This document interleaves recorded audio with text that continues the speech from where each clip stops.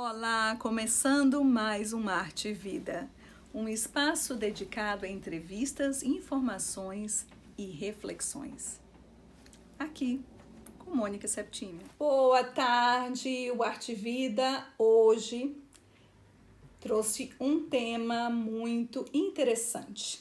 Hoje nós vamos falar um pouco sobre o papel das perdas. Isso mesmo, papel das perdas. Nós sabemos que perder não é nada bom. Quem não gosta de ganhar? Ganhar presente físico, ganhar presente espiritual principalmente. Mas perder não é nada bonito. Principalmente perdas que deixam a alma ferida. Hoje eu trouxe uma pessoa muito especial para mim, minha amiga de muitos anos, e eu vou deixar ela se apresentar e vocês vão saber logo mais por que eu trouxe esse tema. Acompanhe o Arte Vida e vamos conhecer aqui a minha convidada de hoje. Nós vamos tomar um chazinho, bate-papo, lembrando vocês que tudo que é falado no Arte Vida são experiências pessoais, coisas que nós acreditamos. Quem é você? Bom, meu nome é Gislaine Silva, eu sou mãe de 2 filhos aqui e 6 filhos lá no céu. Sou esposa do Edson, né? E filha do Deus Altíssimo. Essa sou eu. Eu trouxe a Gislaine aqui porque, se vocês observaram, ela disse que ela tem 6 filhos com Deus.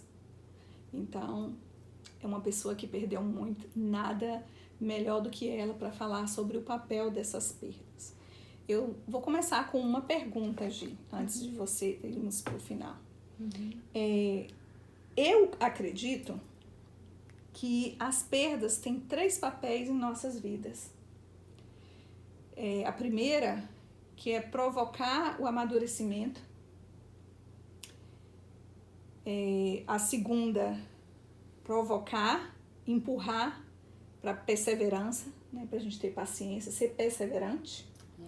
E a última, mas a mais importante delas, é amadurecer, fortalecer, fazer engrandecer a sua fé. Você podia comentar a respeito do meu ponto de vista? Primeiro falando sobre as perdas têm um papel de provocar amadurecimento. Bom, a minha primeira perda, né, eu tive antes da Letícia. Eu tenho a Letícia hoje com 15 anos. Eu tive alguns meses antes dela, eu perdi uma gravidez. E dali a gente já começou esse processo de amadurecimento, porque a partir daquele momento, aquele momento, na verdade, ele causou muita dor, tanto para mim quanto para o meu esposo. Era o nosso primeiro baby, a gente estava muito empolgado. Antes da Letícia? Antes da Letícia, eu perdi um. Mas talvez você já me falou. A gente trabalhava no Dunk, eu, você, Ana, Karina, Michele. Então, com certeza eu já sabia. Nós todas trabalhávamos no Dunk juntas quando houve a primeira perda, né? Eu não sabia, na verdade, eu fiquei sabendo, logo em seguida eu perdi. Você não sabia que estava grávida? Não sabia que estava grávida. Eu só sentia muitas dores e aí a gente começou com vai no médico aqui, vai no médico ali, ninguém descobria que eu estava grávida, né? Fazia o teste, na verdade não dava. Quando deu que eu estava grávida, eu já estava em processo de aborto. Assim, meu corpo já tinha entrado, mais ou menos. Já estava rejeitando. Eu acho que a gente ficou umas 2 semanas só, naquela alegria de saber que eu estava grávida, e depois eu já entrei em... Foi bem curto mesmo? Foi bem curto, muito curto. Mas eu, tipo assim, são meus babies, todos eles. Depois eu tive a Letícia e depois eu tive o Pedro. Então, Quantos anos tem a Letícia? 15. Então, quando eu engravidei da Letícia, a gente ficou muito amedrontado, né? Porque vem o questionamento, né? Mas todos os dias eu colocava na mão do Senhor e eu falava, Senhor, tudo é teu. Então, né? Abençoa que dessa vez dê tudo certo. E pra honra e glória de Deus, tá aí Letícia, grande. Linda, maravilhosa. Linda, uma artista, uma música excepcional, uma voz angelical. Eu sou suspeita a falar dela. Mas eu vou abrir um parêntese aqui para te fazer uma pergunta. Eu sei, mas eu queria que você dividisse. A gente volta para isso aqui, causar madurez, perseverança e fé. Nós passamos um processo da gravidez da Letícia e eu da gravidez do Lucas. O Lucas tem 16 anos, é meu filho caçula, e a Letícia, a filha dela mais velha, tem 15 anos. Nós tivemos uma coisa em comum. Nós recebemos, não sei se você que vai assistir isso acredita, em profecias. Mas nós duas recebemos uma profecia em relação a essas crianças. Eu não tinha trompa, mas isso aí é assunto para outro dia. E ela tinha sofrido essa perda e estava muito amedrontada em relação a isso. Só que antes dela engravidar a Letícia, ela recebeu uma profecia. Que seria uma menina. Até o sexo foi falado. Até o sexo foi revelado. E o tempo, e que ela não ia ter problema, que ela podia ficar tranquila. Como é que foi isso, gente? Bom, na verdade não foram uma profecia, né? Foram duas profecias. Uma foi a pastora Eleusa, do Brasil, né? Missionária Eleusa. Ela que é missionária, ela que nesse processo de perseverança e fé, ela foi uma pessoa que foi assim essencial naquela época para mim, né? Ela orava comigo, não tinha hora, não tinha dia. Ela é muito usada. Ligava, se ela tivesse ali, ela orava muito. E aí ela profetizou a Letícia. E já nesse tempo, eu também já quero colocar aqui, que foi profetizado muita coisa sobre a vida do meu marido.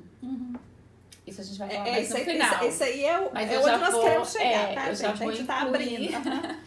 Eu já vou incluir a profecia, porque foi falado também muito. Então ela profetizou que eu engravidaria muito rápido e de uma menina, Deus me daria uma menina. E depois a pastora Diva Gudines também, eu conheci ela na Via Latina, quando ainda não tinha igreja aqui em Ualta. No basement da Via Latina eram feitas as reuniões. E eu conheci ela lá. E um dia ela me convidou para ir na casa dela. E quando ela me convidou para ir na casa dela, ela falou, ela disse assim, Gi, você vai engravidar. Nessa época eu já estava grávida quando eu fui na casa da pastora Diva e eu não tinha bem certeza. Mas ela me disse, você vai engravidar muito rápido e vai ser uma menina. Então eu tive duas profecias falando, né, que seriam meninas. Essas profetas de Deus não se conhecem. Uma é lá do Brasil, acho que é lá da tua terra, né, Mônica? E outra é daqui. Então, foi assim, muito de Deus e me fortaleceu na minha fé. Foi aonde eu tive a perseverança e a fé de continuar acreditando que sim, eu iria gerar. A Letícia nasceu. Uma coisa que eu deixo para todo pai e para quem está, né, prestes a ser pai e mãe agora. Eu acho isso lindo. Foi algo que eu fiz no dia em que a minha filha nasceu. Quando eles tiraram ela de dentro de mim, colocaram ela em cima de mim, naquele momento eu consagrei a minha filha a Deus para que ela fosse uma levita, né? E hoje, né, depois de muito esforço, porque a gente como mãe, a gente tem que ter esse esforço, né? Eu abri mão de trabalhar para ficar em casa com os meus filhos e de estar levando ela em aula, de estar investindo tempo nela, de andar para um lado e para o outro, até hoje, né? Porque hoje ela não faz aula agora, mas ela toca na terça, toca no domingo, ensaia na quinta. Tem quinta-feira que ela tem 2 ensaios, um aqui em Waltham, outro lá em Wakefield, por causa da banda, do United Movement. Então, continua, né? É um investimento e uma caminhada, né? Desde quando ela nasceu, o propósito que eu, né, entreguei ela para Deus, tem que ter um esforço nosso também como pai e mãe. Depois de 3 anos e meio veio o Pedro Henrique. Outra vez eu consagrei ele a Deus também quando ele nasceu. Hoje ele também canta, toca e houve também o mesmo esforço que eu fiz com a Letícia, faço hoje com o Pedro Henrique. Na verdade, hoje eu faço com os dois. Então, assim, o trabalho continua e eu louvo a Deus, né, por isso.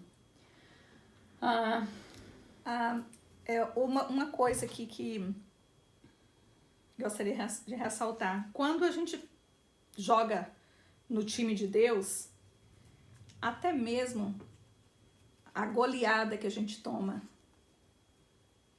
a gente não perde. A gente vai acabar ganhando. Porque quem joga no time de Deus, até mesmo as perdas se tornam ganho. E hoje não é só mais falar e fazer entrevistas sobre o tema, mas hoje eu quero abrir o espaço do Arte e Vida para a Gislane contar algo que aconteceu com uma perda, com uma das perdas, né, das 6 perdas que ela teve, uma muito mais, assim, esperada. Já praticamente ela estava com a mão e ela vai explicar melhor a situação e qual foi o ganho que essa perca trouxe, qual foi a missão. Gi, fica à vontade. Bom, depois do Pedro, eu tive 6, né? Não, depois do Pedro eu tive 5, porque um foi antes da Letícia. 4 eu perdi antes dos 3 meses. Meu corpo simplesmente não reconhecia e automaticamente ele começava a expulsar de dentro de mim o feto, né? Então, nenhum teve nome definido, nenhum... Foi bem pequenininho, né? Eu perdi antes dos 3 meses, então nenhum teve nome definido, nenhum eu soube o sexo. Aí, no ano passado, em janeiro do ano passado, foi muito interessante, assim, o trabalhar de Deus, né? Que a gente vê que há um trabalhar de Deus em tudo. É só a gente querer ver, né? A gente foi pra casa da minha prima em Maryland e nós fomos pro Natal, pro dia 24 de dezembro de 2018. E ela estava grávida e nós fomos pro ultrassom dela, porque ela já tinha 3 meninas e eles queriam um menino. E pra surpresa de todo mundo, veio outra menina. Eita, é igual eu. E quando eu saí daquela sala de ultrassonografia, que eu entrei dentro do carro, eu me desesperei, eu comecei a chorar. Você começou a lembrar das suas perdas. Era uma dor tão forte dentro de mim, e eu até falei pro meu marido, eu disse, eu não estava preparada para isso. Eu me alegro com a alegria dela, mas você lembra da sua dor? Era algo assim que eu desejava tanto também, né? Nós desejávamos muito lá em casa o terceiro. Então, passamos o Natal na casa dela, foi um Natal bem feliz, né? Como todos que a gente sempre vai pra lá. E aí, nós voltamos de lá. Eu acho que aquele ano a gente passou o Réveillon lá também. E a gente voltou em janeiro. O meu período é sempre muito certinho. Muito certinho. E eu comecei a sentir umas mudanças no meu corpo. E eu falei, gente, eu tô com dor, eu tô um pouco enjoada. E aí eu resolvi fazer um teste. Não tinha nem dado a data ainda, mas imagina, ansiosa, eu fui e fiz o teste. E aí eu descobri que eu estava grávida. Aí vem todo aquele questionamento, aquele medo, aquela, meu Deus, de novo, porque, né, seria o sexto. E eu fomos no médico, né, com 3 meses. Com 3 meses, eles fizeram os exames e eles detectaram. Primeiro a gente descobriu o sexo, era um menino. Então, já tinha muito tempo assim? Já tinha nome, Tiago. Não, né? mas eu digo, quando você descobriu, já tinha Não, quando eu fui tá, no depois. médico. Ok. Com 3 meses. Era um menino, né? Se chama Tiago, porque ele é meu filho, ele é nosso filho, né? E eu tenho todas as coisas dele lá em casa, tá tudo lá pra fazer lembrar. Que ele veio com uma missão e ele cumpriu a missão dele. Então, eu não me desfiz de nada. Eu olho e eu me alegro. Hoje eu me alegro. Então, você vê os frutos dele, né? Quando nós fizemos o ultrassom, que a gente soube que era um menino e que nós colocamos o nome de Tiago, eu lembro que logo após eu fazer a ultrassonografia, o pastor Elmir do Brasil veio na nossa igreja, que era um pastor de missões, e ele, naquele dia eu senti o Espírito Santo assim muito forte falar comigo assim, consagra o Tiago como um missionário. E normalmente, né, o Pedro e a Letícia eu só consagrei depois. E o Tiago eu consagrei dentro de mim. Eu lembro que eu chorava muito e eu coloquei a mão assim sobre o meu ventre e eu chorava e eu falava, Senhor, ele é teu, ele é um missionário teu. E eu fui falando com Deus e eu consagrei ele dentro de mim. Com 18 semanas, nós fomos de novo no médico para fazer o ultrassom das medidas do baby. E nessa ultrassonografia eles descobriram que o Tiago não tinha esse ossinho aqui do nariz. Que isso aparentemente seria síndrome de Down. Então ali começamos um novo processo, porque até os 3 meses a gente ficou com medo de perder. E quando a gente descobriu que passamos os 3 meses, a gente estava feliz, veio o choque de saber que ele seria uma criança com síndrome de Down. Começamos a orar, eu não aceitava isso de jeito nenhum. Eu falei, não, Deus me deu 2 saudáveis, eu não aceito que o Tiago vai ser saudável também. Então nós começamos a orar muito, só que a gente ficou muito perturbado, foi um ano muito difícil pra gente, porque o Edson não conseguia trabalhar com medo, né, do que viria, do que iria acontecer. E aí eu comecei a fazer uma ultrassonografia atrás da outra, porque... Para acompanhar o desenvolvimento. Para acompanhar o desenvolvimento. E fazia ultrassonografia mais avançada ainda, para ver se eles achavam, se era só algo da ultrassonografia. Porque pode ser que às vezes faz aquela ultrassonografia, aparece uma coisa, eles fazem outra, não é bem isso aqui, porque estava virado ali, né? Então a gente sempre, né? E aí então começou aquela luta nossa com os médicos, principalmente a minha com os médicos. Por quê? Porque os médicos chegaram ao ponto, né, de me aconselhar a tirar, de falar, olha, você tem que tirar, você tem que abortar, porque essa criança vai te dar trabalho, porque essa criança vai acabar com a vida de você e da sua casa. Os seus filhos são ativos, fazem esportes? Fazem. Pois é, se você ter essa criança, eles não vão fazer mais nada. A vida de vocês vai ser em cima dessa criança. Então, começou a gerar aquele desconforto nosso com os médicos, porque eles queriam tirar, nós não queríamos tirar. Porque eu falei, não, se Deus deu, se Deus permitiu, Deus sabia que a gente queria muito. Nós não entendíamos que havia um propósito na vinda do Tiago. Então, o que acontece? No dia 2 de junho, eu já estava praticamente de 6 meses, um pouco mais. Nós fizemos a festa do Pedro Henrique, de 12 anos, no domingo. Na segunda-feira, na terça-feira à noite, o Tiago dentro de mim, ele era muito ativo, eu via que ele era muito ativo, que ele mexia muito, e eu sabia até os horários que ele ia mexer.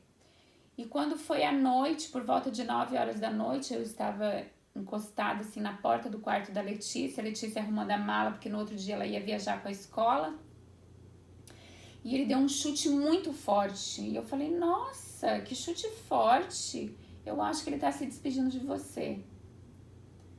E foi a última vez que eu senti o movimento do Thiago. Mas eu não quis alarmar, porque a Letícia esperava muito por essa viagem dela com a escola, viagem de fim de ano, de 8ª série. Quem não espera por essa viagem, né? E aí eu falei, não, eu não vou falar nada, eu vou ficar quieta, não vou alarmar nem o Edson, vou deixar, porque às vezes virou. Essa dor talvez foi uma virada que deu. E mais tarde eu deitei, eu comecei a mexer, eu já senti que a minha barriga tava mole, tava aquela barriga assim que já não, eu via que já não tinha mais aquela dureza que ela tava, aquela firmeza, e eu comecei a ficar preocupada. No outro dia de manhã nós levantamos, eu levei as crianças na escola ainda, deixei os 2 na escola, e quando eu voltei para casa eu falei pro Edson, agora você me leva para emergência porque o Thiago está sem mexer desde ontem. E ela já tinha viajado? Ela ia viajar às 2 horas da tarde, mas de lá lá ela já ia. Tá. Eu não via mais ela, não. E aí fomos pro hospital, chegamos lá no hospital, na emergência, já fizeram a ultrassonografia e veio a resposta que a gente não queria ouvir, né? E ele falou, olha, infelizmente veio a óbito. Nós não sabemos por quê, porque eu nunca quis fazer exame nenhum, eu nunca quis... Eu não questiono, porque eu acredito muito que Deus permite certas coisas para que a gente aprenda, para que a gente evolua, para que a gente cresça. Então, assim, Deus me deu, Deus ministrou no meu coração que eu tinha que consagrar Ele a missões, eu consagrei. E Deus tirou ele no momento que Deus achou certo. Então, choramos muito, muito, muito, muito. Foi um luto, assim, que eu não esperava passar, porque estávamos todos muito felizes. Porque ele já estava perto de nascer, né? Faltava 3 meses. Faltava 3 meses. Já estava com tudo pronto. O quartinho já estava praticamente pronto. Eu não tinha montado ainda, mas eu já estava com todas as coisas prontas.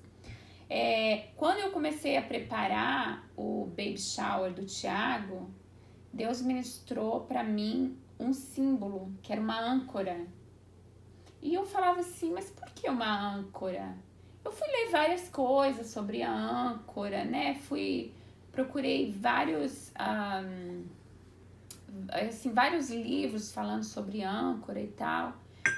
E quando Deus levou o Thiago, eu entendi o porquê de um símbolo.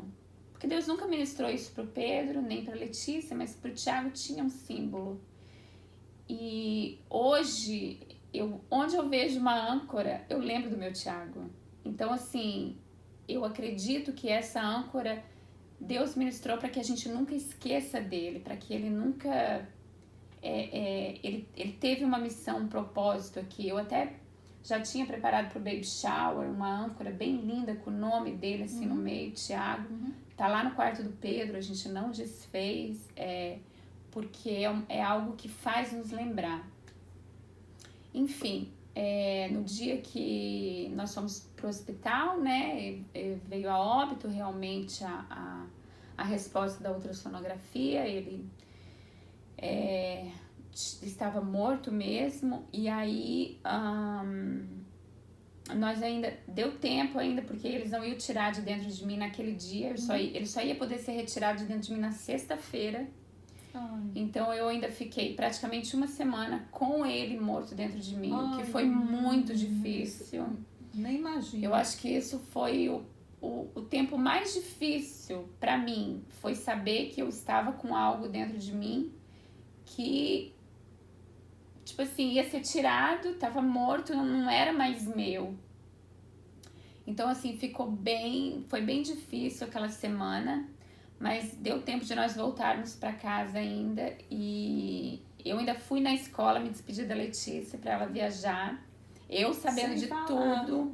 sem falar nada, e eu pedi, né, as pessoas que conhecessem ela, que não contasse nada pra ela, porque eu queria que ela fizesse uma viagem boa, né? Ela esperou tanto por aquilo ali. E pegamos o Pedro. Quando a gente entrou no carro, o Pedro me disse assim: pode me falar o que tá acontecendo? Porque eu conheço a sua cara, mãe. Você tá com uma cara muito triste. E aí eu comecei a chorar. E aí, quando a gente chegou em casa, eu contei pra ele. Foi muito difícil. Aqueles dias ali, ficar com ele dentro de mim Meu Deus. foi terrível. O procedimento, né? Eu comecei o procedimento na quinta. Eles só tiraram o Thiago de dentro de mim na sexta. E a Letícia chegava na sexta. Então foi tudo assim, muito difícil. Mas eu louvo a Deus porque o nosso Thiago, ele veio com propósito para ser cumprido aqui. E ele foi cumprido.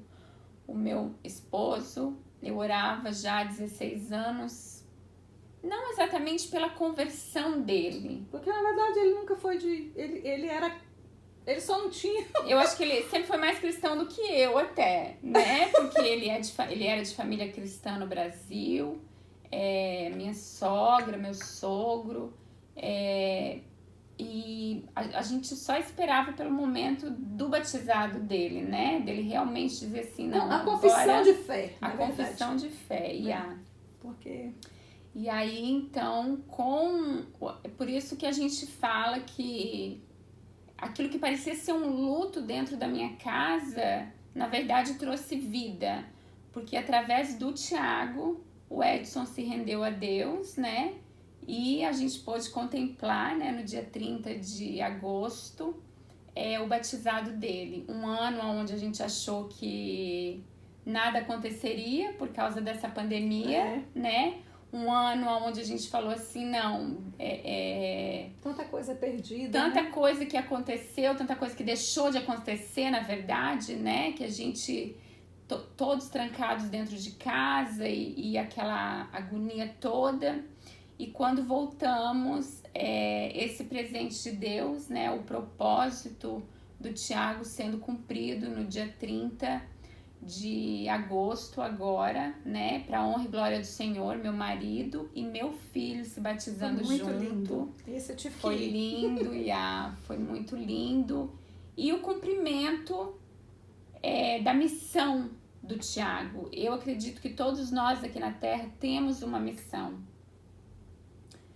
Todos temos um propósito na nossa vida. Ninguém vem sem propósito. E hoje, para honra e glória do Senhor, eu posso dizer assim, eu e minha casa servimos ao Senhor. É um detalhe que eu quero deixar aqui, gente, que eu esqueci de trazer. Era para mim ter trago, mas eu esqueci. Mônica, há muitos anos atrás, pintou um quadro. Foi uma das primeiras pinturas dela. Gente, vocês têm que ver. Eu olho essas pinturas, gente. Máximo. Morro de vergonha. Mas ela foi usada através da pintura dela. Ela colocou a minha filha no teclado, o meu filho no violão, eu louvando, porque ela sabe que eu amo louvar, eu amo falar, eu gosto de ir lá na frente, eu gosto de estar ministrando a palavra, eu gosto de estar levando a palavra. Diga-se de passagem, uma pregadora de mão cheia, tá, gente? Nós fizemos seminário, ela tem mais experiência em púlpito, muito mais que eu. E uma pregadora, eu amo ver as pregações dela, porque prega com autoridade e dentro da palavra, não fala abobrinha não, tá? Só pra... Então, essa pintura, quando a Mônica pintou, eu coloquei ela na parede do meu quarto e eu falei assim, quando será, né, que essa pintura vai? E um detalhe, né, meu marido no púlpito da igreja.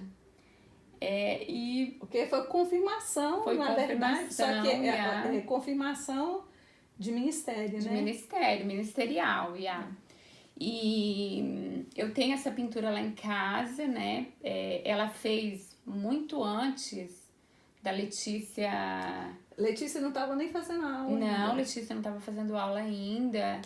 Então foi assim... Pedro não tocava. O Pedro não tocava, nada. Então foi assim, Mônica foi usada como uma profeta naquela pintura. Então quando eu olhava aquela pintura, quando o Tiago veio, eu perguntava para Deus, Senhor, e agora? Eu vou ter que pedir pra Mônica colocar mais uma pessoa nessa pintura. Eu tava pensando mesmo. E eu olhava para aquela pintura e eu falava assim, meu Deus, mas não, quando Deus decreta algo, quando ele bate o martelo, nós não mudamos nada. Então aquela pintura continua com 4 pessoas, do jeito que você foi usada para profetizar ela.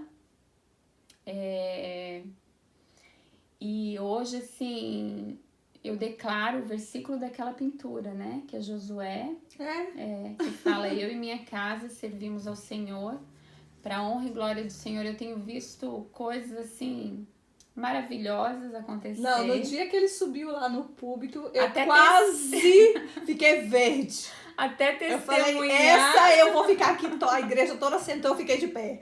E eu sou falante, eu sou do jeito que eu sou aqui, eu sou lá, eu sou na padaria, eu sou do supermercado, desse jeito, assim. E eu fiquei em pé lá, tem horas que eu até falo assim, meu Deus, os visitantes não voltam aqui nunca mais, vão ficar com medo de mim. E eu falei, essa aqui eu vou ficar de pé. Eu fiquei, meu coração, sabe? Eu falei assim, ainda vou ver se regaçar, né? Ele deu testemunho, né, no domingo, que foi a primeira Santa Ceia deles. Eu louvo a Deus, assim, por cada vida que orou para que esse momento acontecesse, né? Porque foram muitas pessoas. Claro que não depende da nossa oração, não depende do nosso sacrifício, depende sempre da vontade de Deus, e a vontade de Deus, né, foi feita ali, porque a gente sabia, né? Porque quando Deus usa profetas verdadeiramente, né? A promessa de Deus se cumpre na nossa vida, né? E é isso que eu tenho visto dentro da minha casa. A promessa de Deus se cumprindo. Então, eu quero deixar aqui para você que está assistindo, nunca perca a fé, nunca perca a esperança, nunca deixe de perseverar. Foram 16 anos esperando pela... não digo conversão do meu marido, confissão de fé, isso mesmo. Creio em Deus Pai pela confissão de fé, né? Pelo batismo dele. Que é a marca do cristão. Isso. Então, assim, eu deixo para você, não perca a sua fé, não perca a sua esperança e continue perseverando, porque Deus age e Deus cumpre todas essas promessas que Ele faz na vida da gente. Hoje eu tenho vivido promessas maravilhosas. Eu acho que toda terça-feira eu teria um testemunho para dar na igreja. Toda terça-feira eu acho que eu teria um testemunho para dar lá na igreja, assim, de estar vendo o agir de Deus dentro da minha casa, as mudanças dentro da minha casa, assim, para a honra e glória do Senhor, né? Amém. É muito bonito e eu tinha que estar vendo isso de perto, porque... Foi por isso que Deus uniu nós de novo, né? Porque você tinha que ver isso. Isso de perto, e ela viu muita coisa acontecer também comigo. Mas isso é um assunto para outro dia. Outro dia eu vou botar ela para me entrevistar, que nós vamos ter manga. Mesmo. Mas eu queria fechar o Arte Vida com algo que eu escrevi. Esse aqui é uma coisa bem antiga que eu escrevi, que diz o seguinte, tem tudo a ver com você. A persistência é uma essência de um lutador que em sua dor, sangrando, continua andando em um caminho de espinhos. Obrigada, compartilhe e até a próxima.